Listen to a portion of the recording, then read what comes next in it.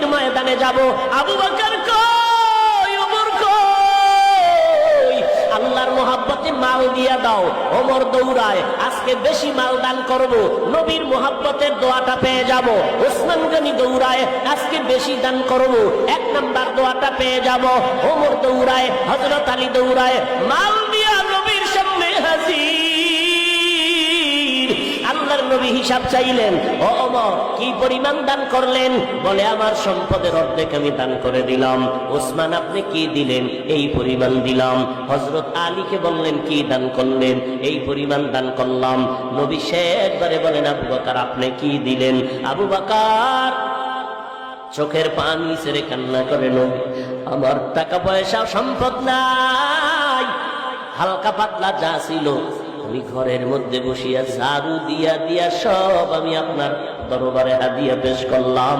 এখন আমার ঘরে কোনো মাল নাই, আমার আছে এখন আমার আল্লাহ আর আমার মদিনার নবী ছাড়া আমার কেউ নাই। নবী আশ্চর্য হয়ে গেলে, এত ত্যাগ এত কোরবানি কি একটা মানুষ মানুষের জন্য করতে পারে, দিনের জন্য? আল্লাহর নবী চিন্তায় পড়ে গেলেন, চুপচাপ চিন্তা করতেছেন। আবু বকর পেরেশান হয়ে গেলেন, এদিকে ওমরের মাথা নত হয়ে গেল। 1 নাম্বার হতে পারলাম না। আবু বকরের যদিও মাল নাই, কোরবানির বেলায় কোনো দুর্বলতা নাই, আমি 1 নাম্বার হতে পারলাম না। ওসমান মাথা নত করলেন, 1 নাম্বার হতে পারলাম না। হযরত আলী চুপ হয়ে আছেন, 1 নাম্বার হতে পারলাম না। নবী চিন্তায় চুপ হয়ে আছেন। আবু বকর এই পরিমাণ অন্তর দিয়া দিল দিনের জন্য। দেরি নাই, হঠাৎ করে জিবরাইল আমিন এসে হাজির হয়ে গেলেন। জিবরাইল আইসা আমার নবীরে সালাম জানাইয়া কয়, ও পয়গম্বর, আল্লাহ তাআলা প্রতিদিন আপনারে সালাম জানায়, আজকেও সালাম জানাইছে, তবে স্পেশাল করিয়া আমার আল্লাহ আজকে নতুন ভাবে আবু বকরের সালাম দিয়েছে। या इलाही मुझसे मुझको दूर कर, ताकि देखो मुझ में तुझको एक नजर। या इलाही तू मेरा माबूद है, या इलाही तू मेरा माशूक है। জিবরাইল আমিন আমার নবীর সামনে যখন এই কথা বললেন, মায়ার নবী মুহাম্মদের আওয়াজ দিয়ে বলেন, আবু বকর ভাগ্য আপনার ভালো, কপাল আপনার খুলে গেছে। আল্লাহ তাআলা আমি মুহাম্মদের প্রতিদিন সালাম দেয়, আজকে স্পেশাল করে আল্লাহ আপনাকে সালাম জানাইছেন। আর আল্লাহ জানতে চেয়েছেন আবু বকরের মনের অবস্থাটা কেমন। আবু বকর চোখের পানি ছেড়ে কান্না করে আর বলে, নবী আমার মনের অবস্থা আমি কেমনে বলি? আমি ছিলাম মক্কার জমিনে বড় জাহান্নামের আসামি, আমার মতো খারাপ কেউ ছিল না রে নবী। আজ আমি আপনার সোহবতে আসার পর, আপনার নেক নজরে আসার পর, আজ আমি আবু বকরের কপাল খুলে গেল।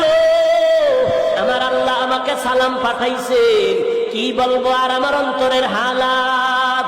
ওই আবু বকর নামাজে দাঁড়াইয়া কান্না করেন, ও দয়ার মালিক, আমি কান্নায় বিভোর হয়ে গেলাম। ও নবী আমি কান্না কেন করলাম? জান্নাতে আল্লাহ জান্নাত আমাদের দিয়া জানমাল কিনিয়ে নিলেন। নবী বলে এটা খুশির কথা, জানমাল আল্লাহ নিয়েছেন, জান্নাত আপনাদেরকে দান করেছেন, এটা বড় খুশির খবর। এরপরও কান্নার কি আছে? আবু বকর চোখের পানি ছেড়ে বললেন, পয়গম্বর আমি তো কাপড়ের দোকান দেই, আমি একজন ব্যবসায়ী। আজকে সকালবেলা একজন লোক মহিলা আসলো আমার দোকানের মধ্যে আসিয়া, মহিলা আমার দোকান থেকে বহুদিন আগে একটা কাপড় কিনে নিয়েছিল, ওই কাপড়টা আজকে ফিরাইয়া দিয়া কয়, এই আবু বকর আমার মাল ফিরাইয়া নিয়ে আমার টাকা ফেরত দাও। আমি টাকাটা ফেরত দিতে গিয়া বললাম, আম্মা জান কাপড়টা ফেরত দিলেন এতদিন পরে কেন? মহিলা ডাক দিয়া কয়, রে আল্লাহর বান্দা, তোমার দোকানের কাপড় আমার পছন্দ হয় নাই, আরো আগেই তো দেওয়ার কথা ছিল, পারি নাই, ব্যস্ততার কারণে আমি আসতে পারি নাই।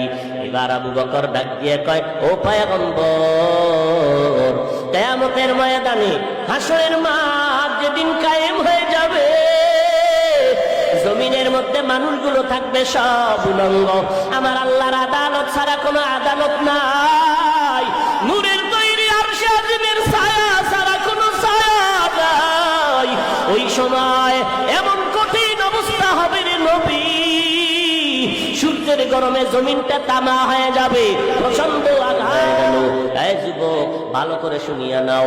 মদিনার নবী ডাক দিয়ে বলে, নামাজের মধ্যে দাঁড়াইয়া কোরআন শরীফের একটা অক্ষর যদি উচ্চারণ করো, তোমার এক একটা অক্ষরের বিনিময়ে 100 করে নেক আল্লাহ দান করবেন। কি বলবেন? নাউজুবিল্লাহ, সুবহানাল্লাহ। আস্তে না জোরে?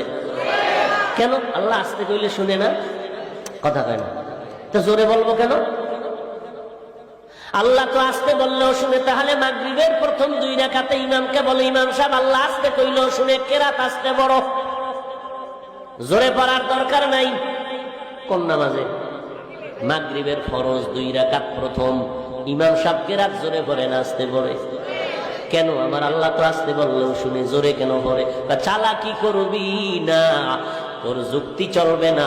গোলামের কাজ হলো মালিকের কথা বুঝে আসুক আর না আসুক মেনে নেওয়ার নাম গোলামি। আল্লাহর কথা মেনে নাও। এই সুবহানাল্লাহর আওয়াজ দিয়েছেন, আওয়াজটা যত দূর ডানে বামে চতুর্পার্শ্বে চলে গেল, ভিন্ন যত মাখলুকরা শুনছেনি। কথা কন, কিয়ামতের দিন আপনার আমার পক্ষে সাক্ষী হয়ে যাবে। এত নেক রাখবেন কই? কে কয় যে নেক আমল করেই না সে কয়? এত নেক রাখবেন কই? ও আল্লাহর বান্দা, আমি তোমাকে জিজ্ঞাসা করি, এত নেক রাখবা কই? তোমার এত নেক কবুল হওয়ার গ্যারান্টি কই? গ্যারান্টি পাইছেন? অথচ জীবনের আমল কবুলিয়তের গ্যারান্টি পাইছেন দুনিয়াতে 10 জন সাহাবা। কয়জন? আর শুনেন নাই? বলেন তো, প্রথম সিরিয়ালে কার নাম? আরো জোরে বলেন। দ্বিতীয় সিরিয়ালে কার নাম? ওমর। তৃতীয় সিরিয়ালে কার নাম? চতুর্থ সিরিয়ালে কার নাম? রাদিয়াল্লাহু আনহুম আজমাইন। এইভাবে আমলের গ্যারান্টি পাইয়া জান্নাতের ওপেন টিকিট হাতে পাইছেন কয়জন সাহাবা? জোরে বলেন। এই 10 জন সাহাবার মধ্যে ইতিহাস পড়বেন ভালো করিয়া। এই আবু বকর, ওমর, ওসমান, আলী সহ এরা এত জান্নাতের গ্যারান্টি পাইলেন। এলেমের মধ্যে এত এলেমওয়ালা তারা, এই জমিনে এখনো তাদের মতো এলেমওয়ালা কেউ নাই, কিয়ামতের আগে কেউ আসবে না। ওমরের মতো এলেমওয়ালা কেউ নাই, কিয়ামতের আগে আসবে।